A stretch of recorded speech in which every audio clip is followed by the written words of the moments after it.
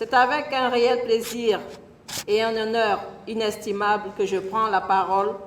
à l'occasion de cette cérémonie solennelle d'ouverture des activités du Forum national sur les défenseurs des droits de l'homme.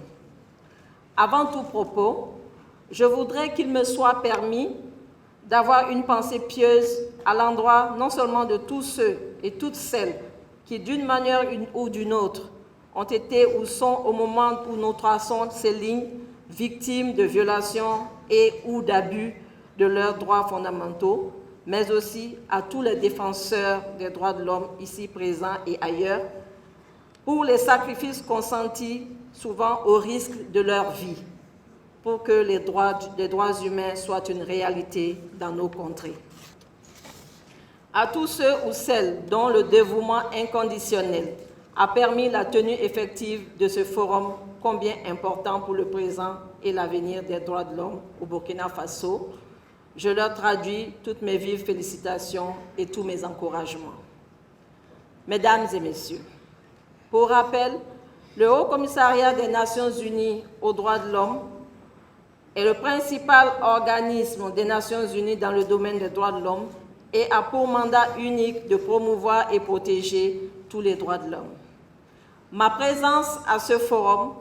qui touche à la substance même de la question des droits de l'homme, n'est ni plus ni moins une confirmation du soutien indéfectible et de l'engagement sans faille du Haut Commissariat des Nations Unies aux droits de l'homme aux côtés des défenseurs des droits de l'homme, ceux-là même qui, par définition,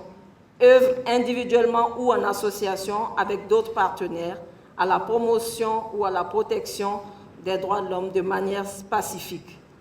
Ceux-là qui défendent tous les droits de l'homme au nom d'une personne ou d'un groupe de personnes. Ceux-là qui s'efforcent contre vents et marées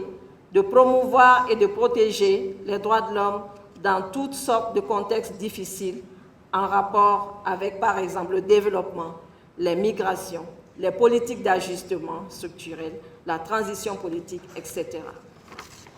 Chères participantes, chers participants, si la défense des droits de l'homme est une tâche noble en ce qu'elle permet de réduire des souffrances et de sauver des vies, vous conviendrez avec moi que le chemin de ceux ou celles qui s'attellent est parsemé d'épines dans beaucoup de pays. Certains y ont laissé leur vie, attestant que le protecteur des droits de l'homme a bien parfois besoin aussi d'être protégé. Cette réalité a été bien traduite par le système des Nations Unies qui a adopté en 1998 la résolution ARES 53-144 de l'Assemblée générale, une déclaration sur les défenseurs des droits de l'homme, bien qu'ayant pas en soi une valeur juridique contraignante. Elle énonce une série de principes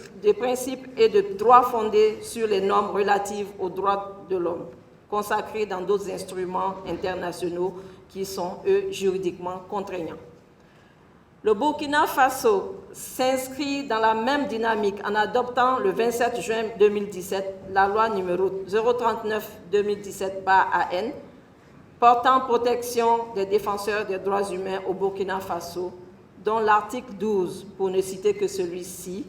dispose que, je cite, « l'État assure la protection des défenseurs des droits humains contre les exactions extrajudiciaires, les actes de torture ou pratiques assimilées, l'arrestation et la détention arbitraire, la disparition forcée,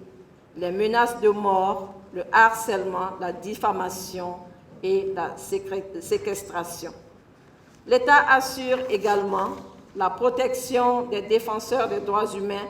contre les restrictions arbitraires et la liberté d'expression ainsi que d'association et de réunion. » Fin de citation. C'est l'occasion ici pour moi de saluer cet engagement du gouvernement burkinabé et l'ensemble des acteurs dévoués à la cause des droits humains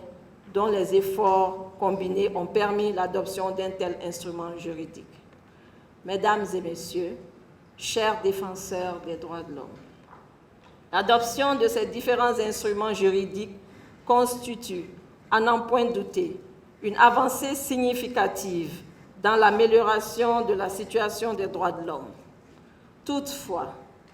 La traduction de ces instruments en réalité concrète se fera sur fond de mécanismes qui seront mis en place. C'est pourquoi, grande est notre satisfaction vis-à-vis de la tenue du présent forum de réflexion sur les questions de droits de l'homme après un précédent forum organisé en 2020.